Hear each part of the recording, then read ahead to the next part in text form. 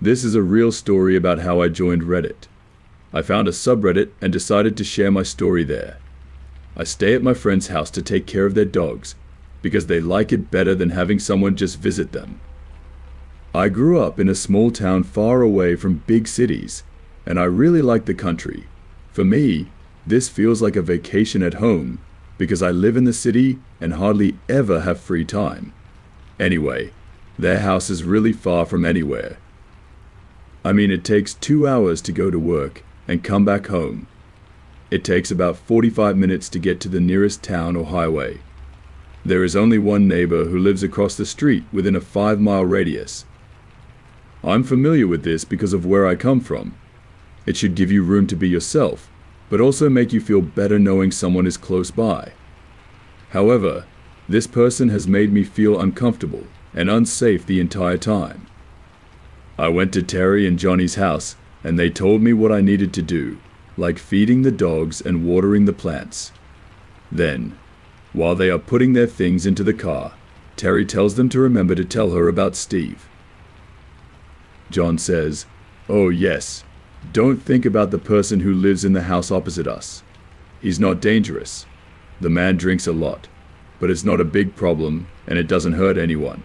Wow, the guy keeps getting his license taken away, so all he can do is ride a mope to get around town." He laughs and then stops smiling. "But if needed, this is where we hide the weapon." Then he takes me to his gun and tells me it's already loaded. If I used it, I don't have to load it. Just press the trigger really hard. Right now, I don't really care. You keep a gun in your house because it takes the police about 45 minutes to get to your home.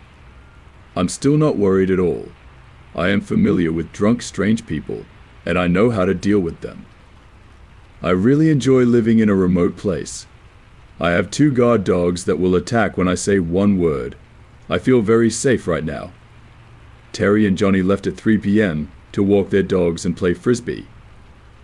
I started unpacking my things while they're tired from all the running. As I go back out to get more things, I heard Steve, their neighbor, slam his door and talk on the phone.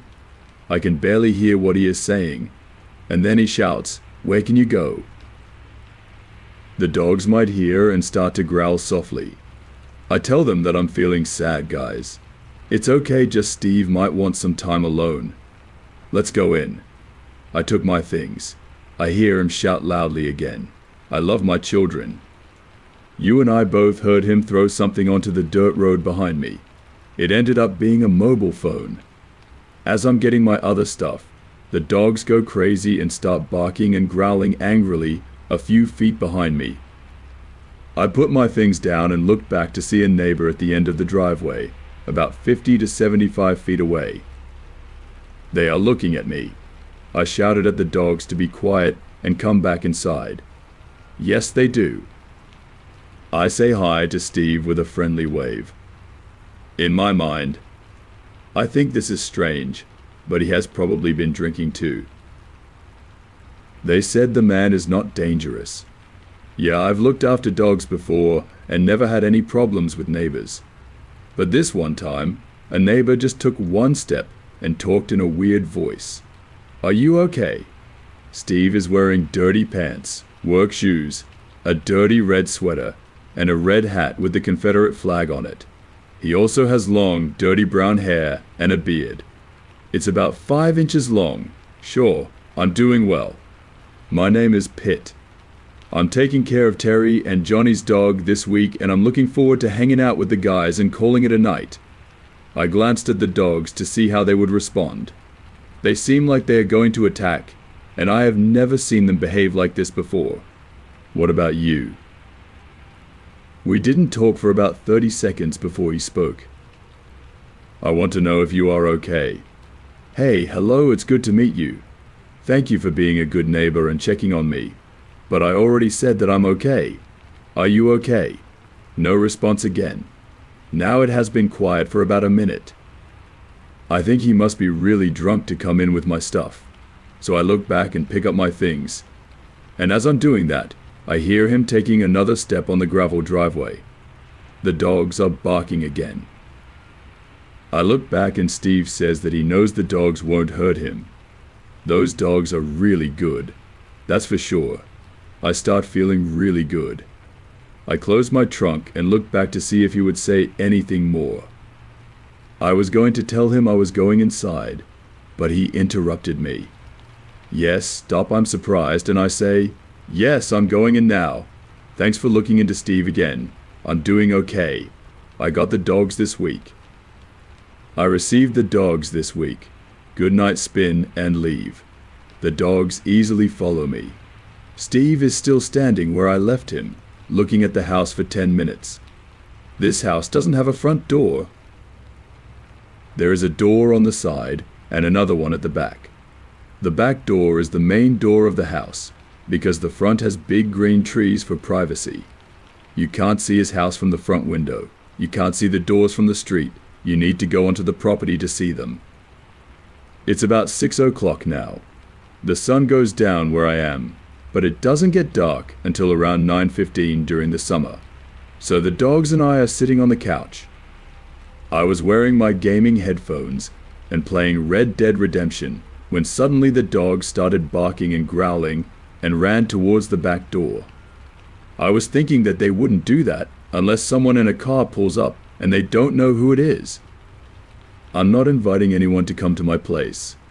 I took my knife that I always keep nearby and started walking towards the back door. The dogs are still very excited and energetic. I don't know what they are looking at, but I don't see anything. Then I take a closer look. I see a moped's tail lights in the driveway. It looks like it's hiding behind my car. And then look closely and notice that Steve is turned around and looking at the back of the house from his moped hidden behind my car. I make the dogs stop barking. I peek to see what he's doing. Dogs are still making noise, but they aren't revealing where I am. I stand and watch him for 5 minutes. No one is moving. They are just staring at me in a scary way.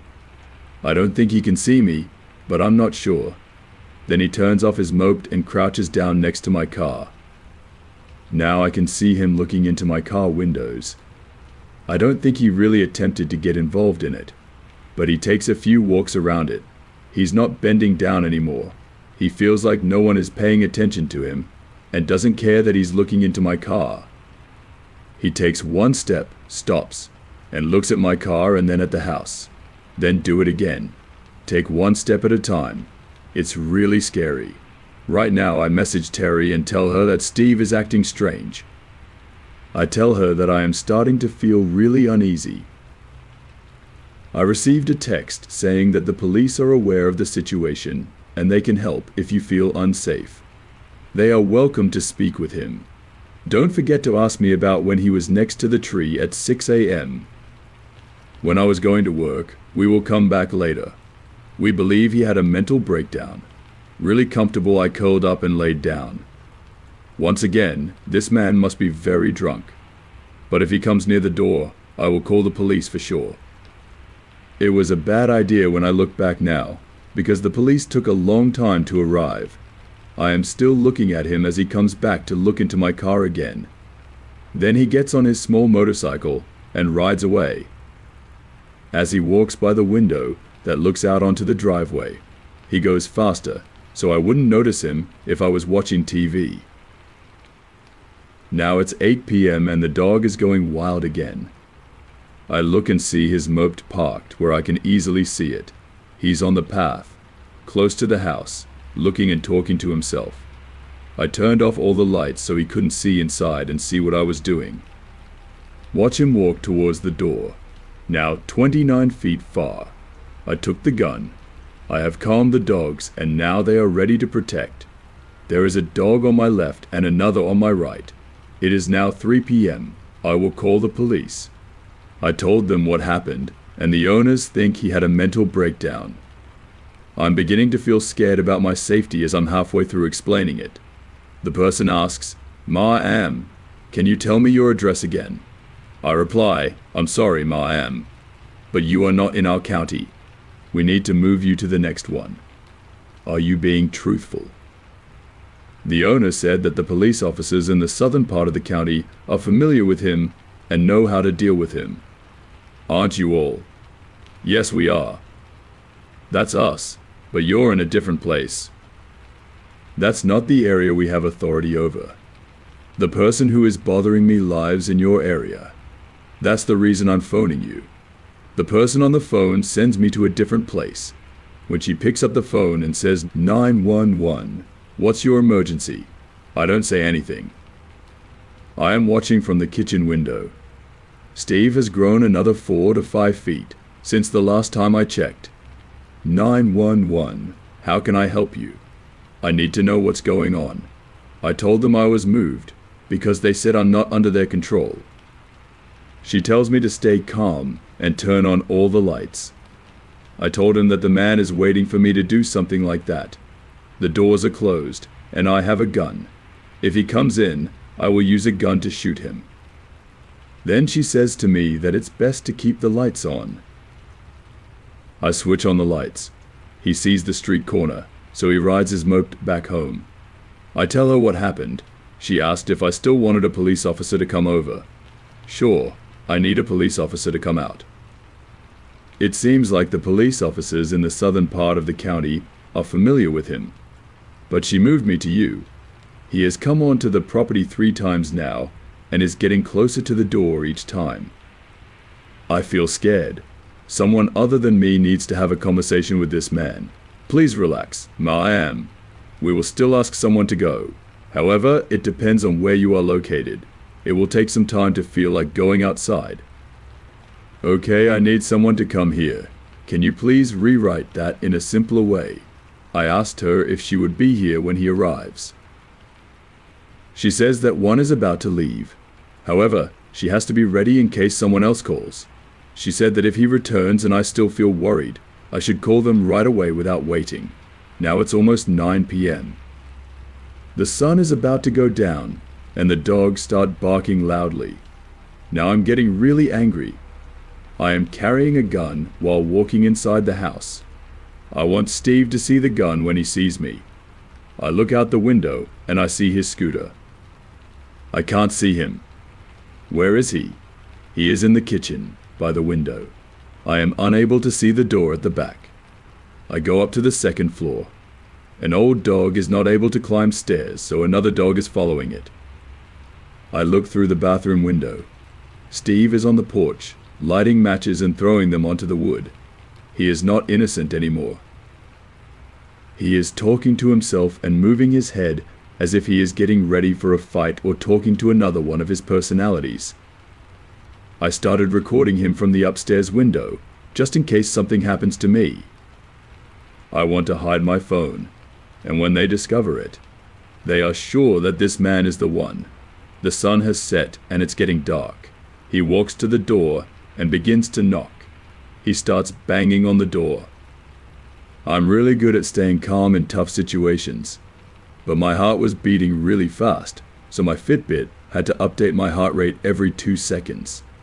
If he comes inside, I will have to harm or even possibly kill him. He will murder me. I saw the guy looking at me with intense anger in his eyes. Then he stops hitting the door, turns around, and runs back to his moped. He starts it and goes really fast, faster than I ever thought a moped could go. A minute later, the police officer arrives in the driveway. I told the person on the phone that I have 2 dogs. They will bark at the police, but they won't attack unless they hear a certain word. They know how to use a gun, and I have one. I will leave the gun inside when I go to meet the police officer. I saw the officer. The dogs barked once to let me know someone was there. I went outside and told the officer that the guy drove away on a moped. Yes, I believe I saw him when I turned onto the road. I said that he is very drunk or crazy. If he sees him coming back, he should definitely stop him, because I'm pretty sure he's definitely affected by something. Most people don't behave like that. The cop doesn't seem to care and asks if you're going to stay the night here. I said no. I will leave the dogs for the night and return in the morning. I told him to take care.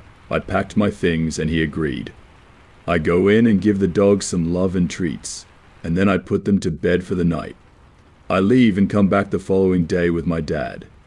My dad walks around the property to show Steve that another man is living here now. A 24-year-old woman named Steve is standing at the end of the driveway wearing the same dirty clothes and hat, holding a 24-pack of Budweiser. Someone is watching her from the front window. I see my dad at the other side of the yard. When it appears, Steve goes back into his house. I found out that Steve had been in trouble with the law many times for hurting someone in his family. His children can't visit him because he is very aggressive. He bought a four-wheeled vehicle. Nobody knows where he gets the money to buy these things. Terry and Johnny have never watched him go to work. They have only seen him go on his moped or four-wheeler and then come back an hour or two later with a case of beer. I don't know who he thought I was. Meaning I don't know who he believed I was. But whenever he looked at my house, he had a lot of hate in his eyes.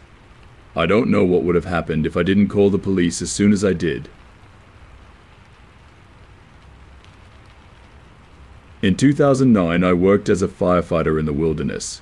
I was working with two other firefighters on an engine crew. One of them was a 20-year-old female. Corey was a 23-year-old man and a leader of a crew. Amy was our captain, driver, and pump operator. She was also 20 years old and a female. We were given the task to handle the large fire that spread through Los Angeles that summer. In Glendale, where there are big mansions, a regular person saw smoke in the dry riverbed while walking by one day. That's the nearest engine. We need to go see it. Corey, Amy, and I are sent out with our fishing gear. The man says he will come back soon. He needed his water backpack, which was strange because he had a very important task to do. I don't care. He brings us to the edge of a deep valley and shows us a rope that we have to use to lower ourselves down. We were young, not very smart, but we really loved our jobs. Let's do it. We reach the bottom of the river, and the sides are 15 feet above us with no way to get out, but to walk a few miles back. We know we made a big mistake, but we can't change our minds now. We go down the river. As we walked behind this guy, we saw that his camelback didn't have any water. Actually, he doesn't have a hose and he's still holding that jug. He also has a camera hanging around his neck. He keeps talking and talking about random things. And then he suddenly says, "I resemble his daughter's friend from middle school. We used to go to his house a lot, but then one day we stopped going over there." I looked so similar to her that he wanted to take a picture of me. I really want a picture of the group, and Corey comes forward to be in the picture. The man said only girls, bunnies, and then Amy and I can go. Fortunately, Corey decided to join the picture and stayed with us. A bit down the road, we reached a check dam. It's like a flat spot in the river every quarter of a mile. Basically, there is a man-made waterfall made of cement with a ladder attached to it for climbing down to the next level. That is a dam. A man goes first. Amy is in second place, then me, and then Corey. The man helped us by holding onto our backsides, and then we almost kicked him in the head. After the first dam, Corey started to go down ahead of us. When we reached the third dam, he started asking us about our feelings towards this guy. He keeps talking about how I look like his daughter's friend, taking pictures without any particular reason or plan. We still don't know what is inside this guy's camelback. We started talking so we could walk as close to him as possible. Now we will leave, because the radios have not been working. Cells are in the engine and still getting worse. At last we reach the fifth dam, and that's when it starts to get even more creepy. Picture a fork in the road, but it's reversed, like you're going down a fork onto the main road. We have a branch on the right side, and when we reach the place where the road splits, he wants us to turn around and go up the left side. We asked him if he saw the smoke here, and he said no. There is a cave. He's really pushing and almost ordering. Let's go see this. It's a nice cave, and he accidentally calls me by another girl's name. He also wants to take pictures of firefighters in the cave. No, dude, at that time, we hear people talking on the radio. It's not our team, but we found someone from another group on a different trail. We know because of their group names. We pretend they are trying to talk to us about something important, then act like you're pressing the microphone button and talk into it. We run for another half-mile and finally see a low spot to climb out of. He is following us, and even after we start the engine to go, he keeps insisting that we go back down the river. However, as soon as the engine started, it quickly went away. Yeah, I'm not really sure what this guy was doing. It's not as scary as other stories you've read here, but I'm not sure, man. The whole situation was strange. I keep thinking about what could have happened if we had not left when we did. A few summers back, my girlfriend and I went camping in the Shawarma Gun National Forest in northern Wisconsin. We don't want to go back unless we go with more people next time. My girlfriend and I come from Chicago. We often went to northern Wisconsin for rest and relaxation. We've gone hiking in northern Wisconsin and the Upper Peninsula before, but we've never been to this area. We're not really experts at backpacking, but we have been to several national parks and enjoy hiking and exploring when we're not working. We enjoy escaping from crowds and chilling out in the great outdoors. However, this trip helped us to understand the value of having other people with us in new and unfamiliar places. We wanted to walk to a faraway part of the North County Trail. The North County Trail is a scenic trail like the Appalachian Trail, but not as many people use it. In northern Wisconsin, there are some places where the trail is very isolated, and the only way to get there is by using logging roads. We want to walk 15 miles on the trail to a backpack shelter, spend the night, and then walk back to the car the next day. We stay at our friend's house in Warsaw for the night.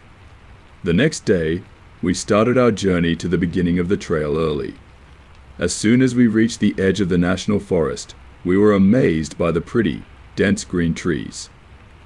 I was driving on bumpy roads to our parking spot. While driving to the trailhead, we saw a few people standing next to a parked truck on the side of the road. They seemed to be like hillbillies because they had a rusty old pickup truck with a Confederate flag sticker on the bumper. I waved as I drove by. It just looked at the friendly people without saying hello back. I thought to myself, then I looked in the mirror after we drove past them. They kept looking at us. Before we turned a corner, I looked in the mirror and saw them still watching us through the dusty road. My girlfriend and I made fun of people from up north, but we didn't think about that meeting anymore. Besides those people, we didn't see anyone else on the isolated roads in the national forest. We found the start of the trail after driving on a small road for about 15 minutes. No one else had parked at the start of the trail.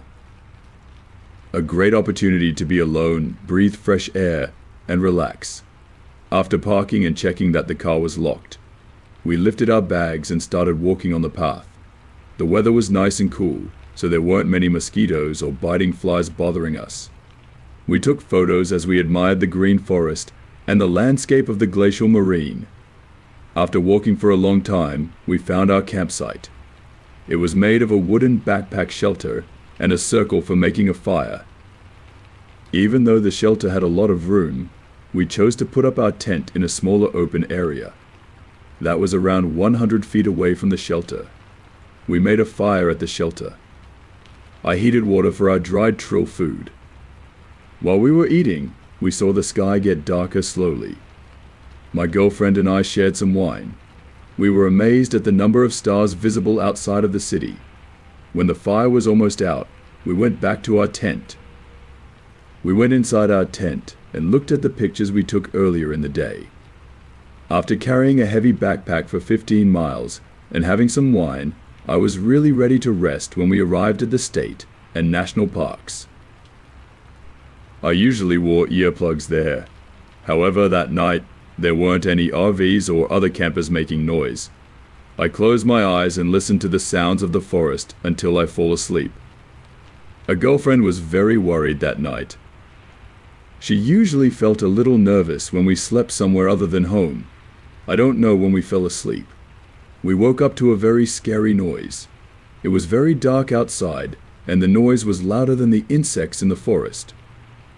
I heard a soft sound that was like someone hitting two logs together. My girlfriend and I were fully awake at this time. We stayed quiet in our tent and listened to that sound again. The old tent had mesh windows, but our backpacking tent didn't have any windows. We could only guess what was making that noise outside our tent. At first, we thought an animal must have taken our food and garbage from the shelter. But this sound was too clear, and it didn't sound like something moving through food wrappers or our camping gear. Our hearts were beating fast. We heard a loud knocking in the dark, and we were scared because we didn't have any weapons. We didn't know what to do. I usually bring bear spray with me, but I began to leave it at home to make my bag lighter, even though my girlfriend didn't want me to. The knocking kept going, but we were told not to tell where we were. We heard a noise, and whatever was making it had already seen our tents. After a long time, the knocking stopped, and everything was very quiet, except for the sound of insects. Then we heard the sound of leaves moving, a branch breaking, and voices. We could hear quiet voices far away. We couldn't hear clearly, but it seemed like there were two people talking far away. The talking went on for a little while. We felt better because the voices didn't get louder. Whoever was there didn't see the tent or chose not to bother us. We stayed in our tent all night, adrenaline rushing through our bodies. We got out of the tent when the sun came up. I looked everywhere to see if anyone was around, but all I could see was the forest when I looked inside that backpack shelter. We packed up our sleeping bags, camp pads, and tent in a hurry. When we arrived at the shelter, my girlfriend looked scared at the entrance. The wood had just been cut. The word "kill" was carved into the wall of the shelter. Someone was cutting the wood with an axe and a knife. I saw the ground below me, some fresh wood pieces spread around.